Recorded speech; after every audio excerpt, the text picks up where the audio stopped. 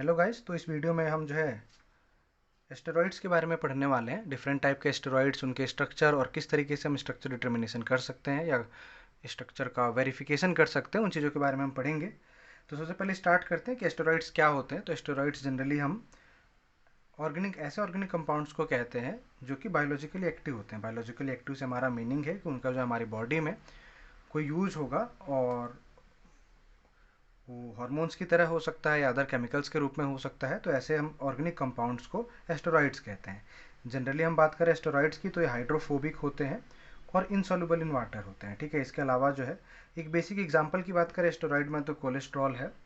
और इसके अलावा भी जो बेसिक हमारे काफ़ी सारे हार्मोन्स आते हैं इसमें, जैसे मेल और फीमेल सेक्स हार्मोन्स हो गए और हमारे पास बाइल एसिड आ गए। तो ये सारे जो है हमें पढ़ने हैं इसमें डिटेल में। एस्टेरॉइड्स का जो साइंटिफिक नेम है या फिर जो हम नेमिंग कर सकते हैं तो एक बेसिक सा हम ये नेम दे सकते हैं, साइक्लोपेंटेनो पर हाइड्रोफेनांथ्रीन। तो हमें पता है फिनांथ्रीन से बात करेंगे तो फिनांथ्रीन हम जो है ये थ्री रिंग को कहते हैं। थ्री मेंबर्ड रिंग जो है यहाँ पे जो आपको दिख रही है, एक ये सिक्स मेंबर्ड रिंग, एक ये सिक्स मेंबर्ड रिंग और एक ये सिक्स मेंबर्ड रिंग।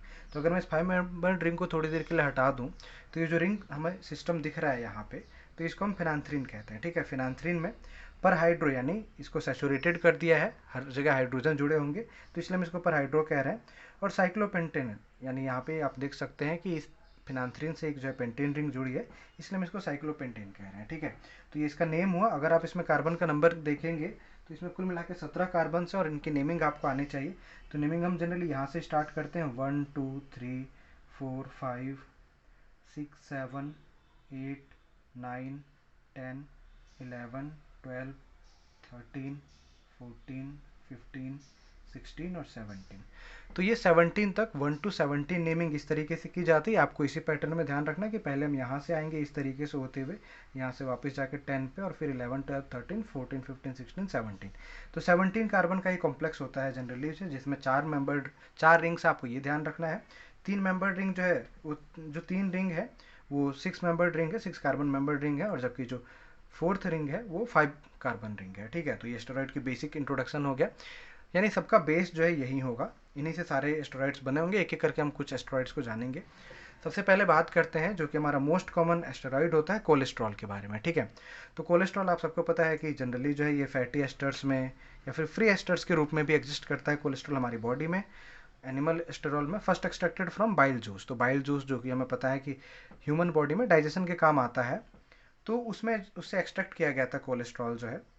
और इसका जो मेन सोर्स है जहाँ ये हमारी बॉडी में ज़्यादातर अमाउंट में प्रेजेंट होता है वो होता है brain, spinal cord, gallstone, fish liver oils. तो ये सोर्स होते हैं अलग अलग जो है जहाँ से हमें कोलेस्ट्रॉल काफ़ी ज़्यादा अमाउंट में मिल सकता है। ठीक है, स्पाइनल कॉर्ड में जो न्यूरॉन्स होते हैं उसका एक इंटीग्रल पार्ट है ये कोलेस्ट्रॉल जो है। और अगर कोलेस्ट्रॉल का अमाउंट लेवल जो है काफ़ी ज़्यादा बढ़ जाता है तो उसको हम हाई ब्लड प्रेशर के नाम से, डिजीज़ के नाम से भी जानते हैं। मेल्टिंग पॉइंट जनरली कोलेस्ट्रॉल का 149 डिग्री सेल्सियस होता है। और कोलेस्ट्रॉल एक ऑप्टिकली एक्टिव कंपाउंड है, ये आपको ध्यान रखना है। कंस्टिट्यूशन की बात करें तो इसमें जो हमारे पास मॉलिकुलर फार्मूला होता है कोलेस्ट्रॉल का C27H46 और O। तो ये फार्मूला आपको रटने की ज़रूरत नहीं है, या तो आप स्ट्रक्चर याद कर लीजिए, अगर आपको स्ट्रक्चर याद है तो फार्मूला आप लिख सकते हैं। हमने आपको बताया था कि 17 कार्बन तो इस 4 मेंबर रिंग में ही है, फिर 18 ये मिथाइल ग्रुप से, 19 ये मिथाइल ग्रुप से, और बाकी कार्बन आप यहाँ पे गिन सकते हैं 20 21 22 23 24 25 26 27। तो ये 27 कार्बन आपको दिख गए होंगे। और एक ऑक्सीजन जो कि फिनॉल नहीं, यहाँ पे हाइड्रोक्सी फॉर्म में है। ठीक है, यानी अल्कोहल ग्रुप के रूप में जुड़ा हुआ है। तो ये आपको ध्यान रखना है। कॉन्स्टिट्यूशन की बात करें तो 3 पार्ट्स इसके जनरली मेन होते हैं। पहला होता है न्यूक्लियस। न्यूक्लियस जो हमारा एस्टेरॉइड का पार्ट था मेन जो है। फिर इसके अलावा एंगुलर मिथाइल ग्रुप्स आते हैं जो कि 2 मिथाइल होंगे और दोनों अबव द प्लेन लगे होते हैं इसमें, ये आपको ध्यान रखना है।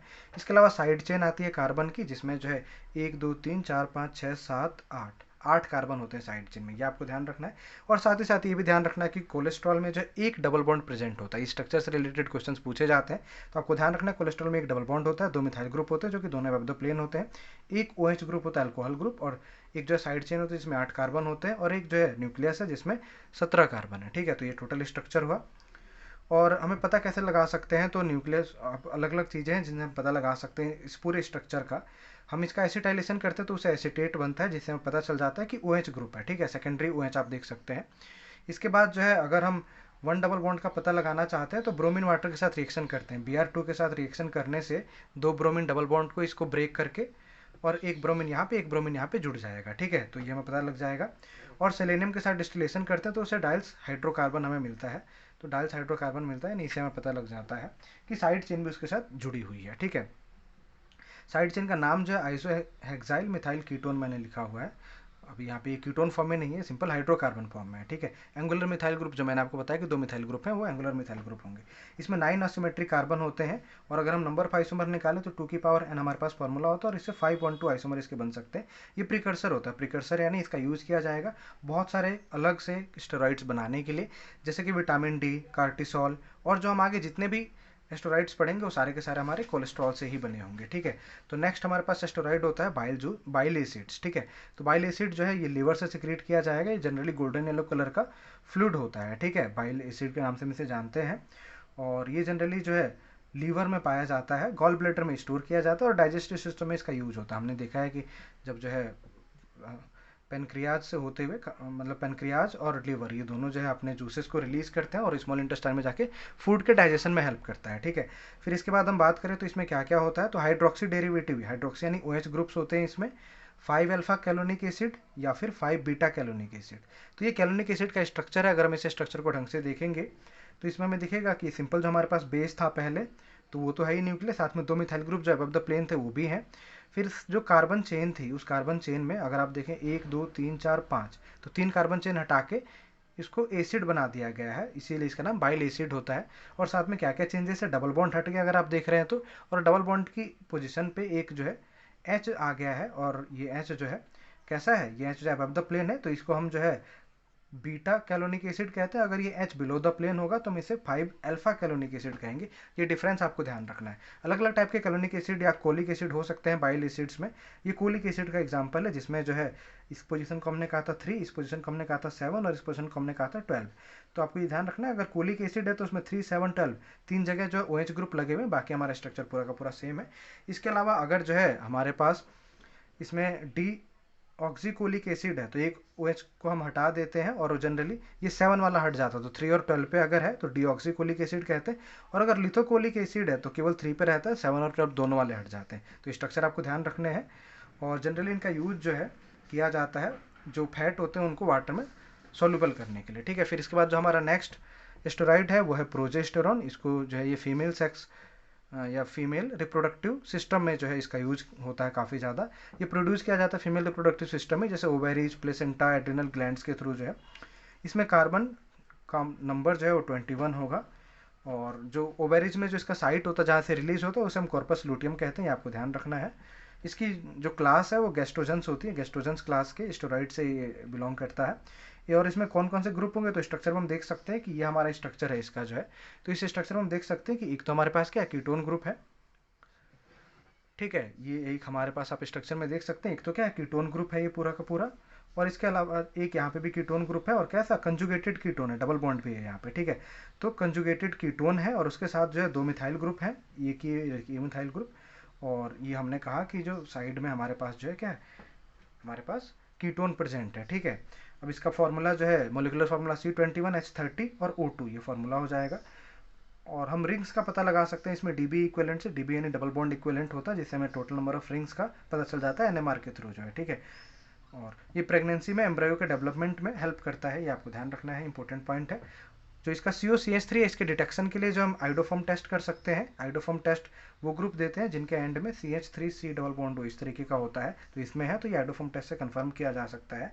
और ये कोलेस्ट्रॉल या एर्गोस्ट्रॉल से बनाया जाता है। फिर इसके बाद जो नेक्स्ट हार्मोन है वो हमारा टेस्टोस्टेरोन।